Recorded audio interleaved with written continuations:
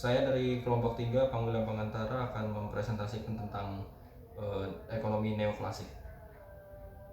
Ekonomi neoklasik bisa diartikan sebagai sebuah pendekatan untuk ekonomi yang berhubungan dengan penawaran dan permintaan untuk rasionalitas individu dan kemampuannya untuk memaksimalkan utilitas atau keuntungan. Ekonomi neoklasik juga meningkatkan penggunaan persamaan matematika dalam studi berbagai aspek ekonomi. Sejak awal, ekonomi neoklasik telah tumbuh menjadi buku utama pada ekonomi dunia modern. Meskipun kini bentuk ekonomi ini menjadi yang paling banyak diajarkan. Ekonomi neoklasik juga kadang disalahkan untuk ketidaksetaraan dalam utang global dan hubungan dagang. Karena teori ini menyatakan bahwa hal-hal seperti hak-hak buruh akan mengalami peningkatan secara alami. Kemudian ada di bawah ini merupakan rumus yang digunakan untuk menghitung pertumbuhan ekonomi. R sama dengan PDB RT kurang PDB RT min 1 dibagi PDB RT min 1 kali 100%. R nya itu untuk laju pertumbuhan ekonomi dalam satuan persen. PDB RT produk domestik bruto pada tahun tertentu. PDB RT min 1 produk domestik bruto pada tahun sebelumnya. Namun pengukuran pertumbuhan ekonomi dalam suatu negara juga dapat dilakukan secara kualitatif. Pengamatan pertumbuhan ekonomi dapat menggunakan pendekatan dari 3 aspek berikut. Kemudian ada teori pertumbuhan ekonomi neoklasik dari Harold Domar, Schumpeter, dan Robert Solow. Untuk Harold Domar mengatakan perlunya pembentukan modal atau investasi sebagai syarat untuk mencapai pertumbuhan ekonomi yang mantap, teguh, atau steady growth. Kemudian Schumpeter berkata pertumbuhan ekonomi sangat ditentukan oleh kemampuan kewirausahaan atau entrepreneurship. Dan yang terakhir ada Robert Solow, pengaruh tabungan atau modal, populasi atau tenaga kerja, dan teknologi terhadap tingkat output dan pertumbuhan ekonomi. Semakin tinggi tingkat tabungan, semakin tinggi pula modal dan output yang dihasilkan. Kemudian ada teori ekonomi neoklasik. Teori ini menyangga teori Keynesian yang menyatakan bahwa pertumbuhan ekonomi terletak pada tingkat pengeluaran atau konsumsi masyarakat. Menurut teori ini, pertumbuhan terletak pada penawaran suplai, faktor produksi, dan tingkat teknologi. Semakin tinggi tingkat sumber ekonomi dan teknologi, maka semakin tinggi tingkat pertumbuhan ekonomi. Saya Tondi Samosir dari kelompok 3. Saya akan melanjutkan apa yang sudah disampaikan oleh William tentang topik 10, yaitu ekonomika klasik, ekonomika new klasik, dan ekspektasi rasional.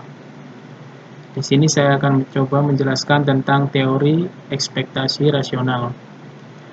Teori ekspektasi rasional diajukan pertama kali oleh John F. Mood pada tahun 1961 pada tulisannya yang berjudul Rational Expectation and the Theory of Price Movement. Teori ini kemudian dikembangkan oleh Robert E. Lucas Jr. untuk memodelkan bagaimana agen ekonomi melakukan peramalan di masa yang akan datang. Selanjutnya ada mekanisme kerja ekspektasi rasional. Menurut Michael Carter, pada tahun 1984, ekspektasi rasional adalah upaya meramal secara esensial masa depan variabel-variabel ekonomi untuk membuat kebijakan secara tepat dalam memprediksi variabel-variabel yang relevan, namun penuh dengan ketidakpastian, harus diperhitungkan secara cermat. Ekspektasi rasional pada mulanya diperkenalkan oleh John Mood pada tahun 1961 melalui paper klasiknya yang berjudul Rational Expectation Hypothesis. Namun demikian, keberadaan ekspektasi rasional ini semakin berkembang dengan adanya studi oleh Lucas pada tahun 1973 dan 2 paper seri dari Barrow 1977 dan 1978. Selanjutnya asumsi dasar. Asumsi dasar bagi bekerjanya model ekspektasi rasional ini adalah yang pertama, ekspektasi ini didasarkan kepada informasi yang lengkap yang dimiliki oleh semua pelaku ekonomi, baik itu konsumen, produsen, atau simetris. Informasi yang lengkap ini bukan hanya meliputi informasi masa lalu atau yang baru dialami, tetapi juga informasi tentang masa yang akan datang. Yang kedua, berdasarkan informasi-informasi tersebut, pelaku ekonomi akan melakukan tindakan yang rasional. Tindakan rasional dimasukkan di sini adalah produsen cenderung untuk memaksimalkan profit dengan kendala faktor-faktor produksi, sedangkan konsumen cenderung memaksimalkan utility dengan kendala income. Pelaku ekonomi yang rasional akan senantiasa berpegang pada prinsip tersebut, terutama dalam menghadapi berbagai perubahan yang timbul dari aspek makroekonomi seperti inflasi dan pengangguran. Yang ketiga, pelaku-pelaku ekonomi mengetahui dengan baik implikasi-implikasi dari berbagai kebijakan yang akan dijalankan oleh pemerintah. Pengetahuan seperti itu terutama didapat dari pengalaman-pengalaman di masa lalu. Dalam kesempatan lain, Case and Fair pada tahun 1999 mengatakan bahwa hipotesis ekspektasi rasional mengasumsikan bahwa orang mengetahui tentang model ekonomi secara benar, sebagai contoh model tentang inflasi. Variabel-variabel yang mempengaruhi terjadinya inflasi diketahui secara pasti oleh semua pelaku ekonomi secara simetris. Apabila terjadi perubahan-perubahan terhadap parameter dari variabel-variabel tersebut, maka secara cepat para pelaku ekonomi dapat mengekspektasi perubahan inflasi untuk memahami secara jelas tentang mekanisme dari ekspektasi rasional ini. Dapat dijelaskan melalui dua cara, yaitu secara grafis dan matematis. Yang pertama adalah pendekatan grafis. Untuk gambar kurvanya bisa dilihat di file PPT. Di sini saya akan menjelaskan tentang kurvanya. Misalkan pemerintah ingin meningkatkan lagi kegiatan ekonomi sehingga pengangguran dapat diturunkan ke tingkat yang lebih rendah lagi. Untuk tujuan ini, pemerintah melakukan ekspansi moneter dan mengharapkan keseimbangan ekonomi bergerak ke E1, yang akan menyebabkan kenaikan kegiatan ekonomi, kenaikan pendapatan nasional real, dan pengurangan tingkat pengangguran. Menurut golongan Ratex, perubahan tersebut tidak akan terjadi. Pelaku-pelaku kegiatan ekonomi telah dapat mengantisipasi efek dari kebijakan tersebut dan secepatnya menuntut kenaikan upah untuk mempertahankan pendapatan real mereka. Tindakan ini akan menyebabkan kurva penawaran agregat jangka pendek bergerak dari SRAS 0 menjadi SRAS 1. Dengan demikian, pada dasarnya kebijakan pemerintah dan antisipasi pelaku kegiatan ekonomi tersebut akan secara serentak menggunakan kurva AD ke kanan dari AD0 ke AD1 dan kurva SRAS ke kiri dari SRAS 0 menjadi SRAS 1. Sebagai akibatnya, perubahan keseimbangan akan bergerak sepanjang kurva LRAS dan akan mencapai keseimbangan kembali ke titik E2. Keadaan yang terjadi ini berarti kebijakan pemerintah tersebut hanya menyebabkan kenaikan harga dan kenaikan upah nominal, akan tetapi tingkat kesempatan kerja tidak mengalami perubahan. Yang kedua adalah pendekatan matematis. Bayangkan bahwa suatu ekonomi terdiri dari banyak pasar atau pulau yang terpisah secara geografis. Dinotasikan bahwa pasar atau pulau ini sebagai Z, di mana Z dapat merupakan angka antara 1 dan jumlah pulau N dalam tipe ekonomi tersebut. Kita mulai model dengan menuliskan sebagai output pada pasar ke Z sebagai Y pangkat S dalam kurung Z, T sama dengan B0 plus B1, P dalam kurung Z, T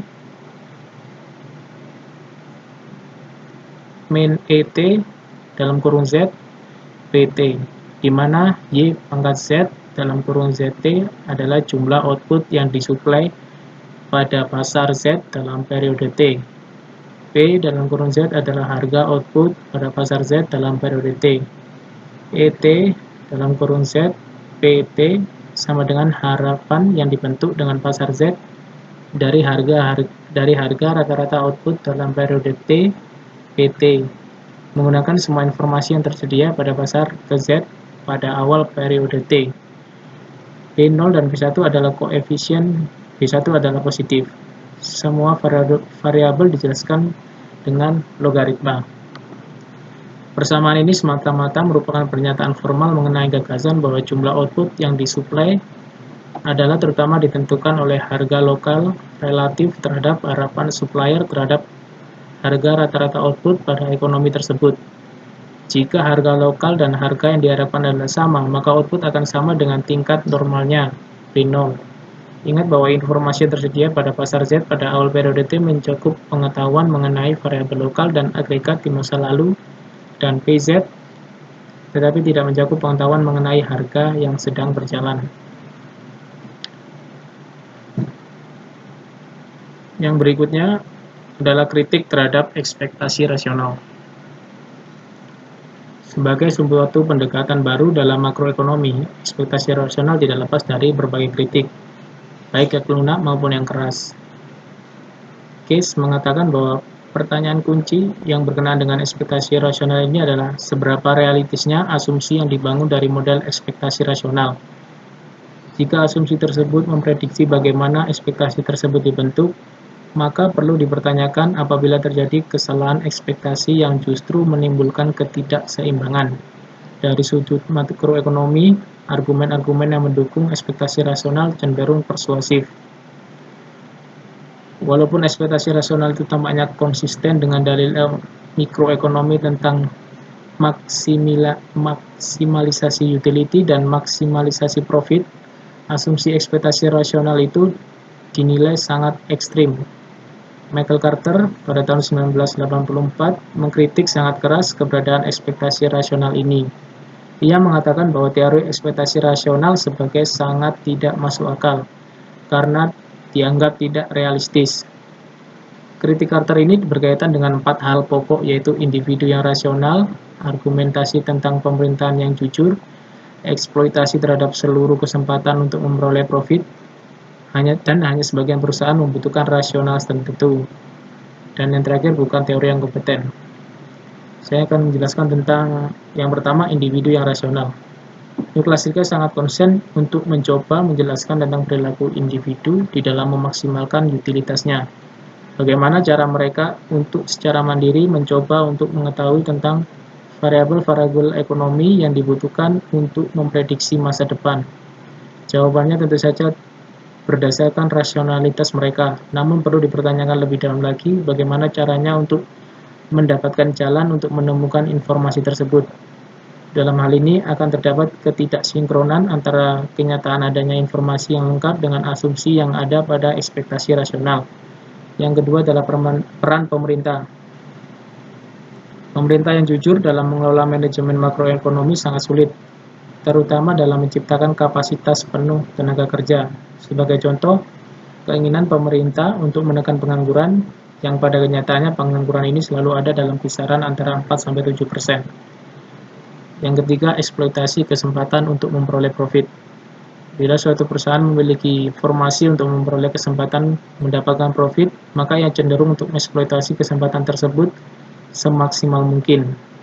Yang keempat, sebagian perusahaan yang membutuhkan rasionalitas tertentu. Hal-hal yang menyebabkan berkurangnya kesempatan memperoleh profit sebagaimana tersebut di atas akan mereka reduksi, termasuk apabila itu menyangkut sharing informasi dengan pelaku ekonomi lainnya. Dengan demikian, informasi yang lengkap hanya dimiliki oleh sedikit perusahaan. 5. Tidak ada teori yang kompeten. Pada akhirnya, Carter mengatakan bahwa ekspektasi rasional sebenarnya tidak didukung oleh teori yang kompeten. Yang terakhir, ekspektasi rasional dan fenomena ekonomi Indonesia. Berdasarkan dari uraian di atas, maka sangat sulitlah menerapkan teori ekspektasi rasional di Indonesia. Beberapa alasan yang dapat dikemukakan di sini antara lain, pertama, variabel-variabel masa depan seperti pertambahan jumlah uang beredar di Indonesia tidak dapat diprediksi secara awal. Hal ini disebabkan tidak adanya kebijakan yang tetap tentang pertambahan uang beredar setiap tahunnya. Dengan demikian, jumlah uang beredar pun bukan merupakan informasi yang akurat. Dengan demikian, individu sulit untuk memprediksi akibatnya. Yang kedua, tingkat pendidikan masyarakat Indonesia sangat heterogen. Ada sedikit yang telah berpendidikan tinggi dan sebagian besar masih rendah. Bahkan ada yang masih buta huruf. Hal ini tentu sangat sulit untuk memenuhi asumsi dari ekspektasi rasional, terutama adanya informasi yang simetris dan rasionalitas individual. Yang ketiga, Indonesia terdiri dari beribu-ribu pulau, dan antara pulau tersebut dipisahkan lautan yang luas. Kemampuan akses yang masih sangat minim. Dalam hal itu, pendekatan ekonomi agregatif sebagaimana diungkapkan oleh ekspektasi rasional sangat sulit dipenuhi. Di samping perbedaan yang besar, fungsi permintaan dan penawaran barang antar daerah yang sangat tidak seimbang.